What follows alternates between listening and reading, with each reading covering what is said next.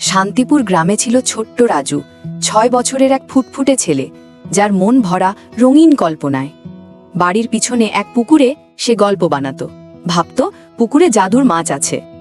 একদিন রাজু বলল, জাদুর মাছ, আমাকে সোনার মুকুট দাও যাতে সবাইকে খুশি করি। কিন্তু কিছুই হলো না। রাজু মন খারাপ করে ফিরল। পরদিন দেখল মা কাঁদছে, বাবার দোকান পুড়ে গেছে। রাজু ভাবল, মুকুট দিয়ে কি হবে, আমি কিছু করব। সে বন্ধুদের ডাকলো, চলো নতুন দোকান বানাই। সবাই মিলে কাঠ, বাঁশ, রং জোগাড় করলো। গ্রামের লোকও এগিয়ে এলো। কয়েকদিনে ছোট্ট দোকান তৈরি।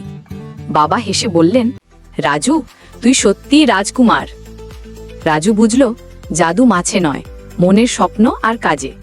সে ঠিক করলো, কল্পনাকে কাজে লাগিয়ে সবাইকে সাহায্য করবে।